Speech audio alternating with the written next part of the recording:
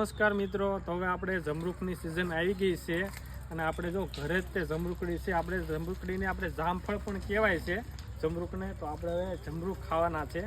થોડાક જમરૂખ આવ્યા છે, થોડાક કાચા છે અને થોડાક પાકા પણ છે. તો હાલો તમને જમરૂખ બતાવું.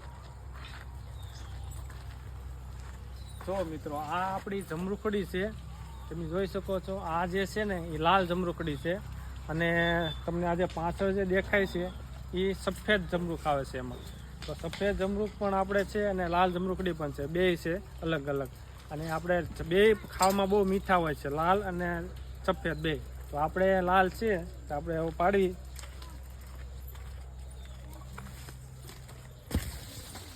જો મિત્રો, આ જોઈ શકો છો મિત્રો, કેવું સરસ મજાનું જો આ જમરૂખ આવ્યા છે આ મસ્તીના.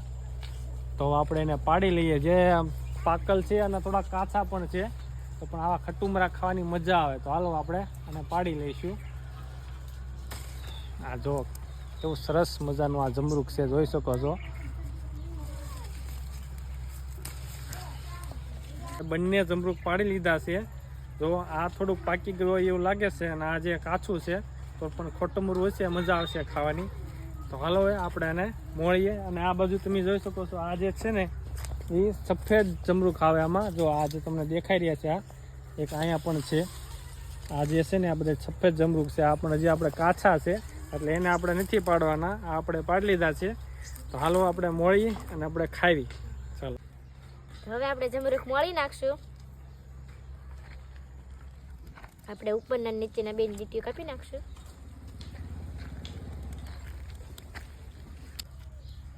તમે જોઈ શકો છો મિત્રો, કેવું સરસ મજાનું જમરૂખ નીકળ્યું છે આપણે.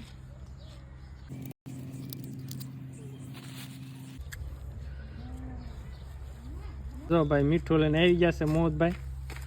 ખાવાનું છે એમ મૂકી જો. જોઈ શકો છો કે સરસ મજાનું કટિંગ કરી નાખ્યું છે સંજુબેને.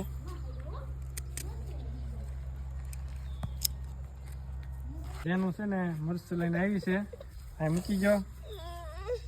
ઓ ભાઈ મીઠું નાખે છે, જોઈ શકો છો. નાખી દીધું મીઠું. અરે વાહ. તો જો આપણે આમાં છે ને મીઠું અને મરચું બંને નાખવાનું છે. તો આપણે પહેલાં આમાં મીઠું નાખી દઈશું, કારણ કે આમાં થોડુંક મીઠું એવું નાખીને તો સ્વાદ વધારે આવે. શું? તો જો આ મીઠું આપણે નાખી દીધું છે અને આ છે હવે મરચું પણ સાથે થોડુંક નાખી દઈએ. તો જોઈ શકો છો કેવું સરસ મજાનું આપણે આ કમ્પ્લીટ થઈ ગયું છે. હવે આને ખાવાની મજા આવે મિત્રો. તો આપણે આનો ટેસ્ટ કરીએ. વાહ, બહુ જ મસ્ત છે. આવી રીતનું ખાવાની બહુ જ મજા આવે મિત્રો. તમે પણ ઘરે આવી રીતનું બનાવીને ખાજો, બહુ જ મજા આવે છે.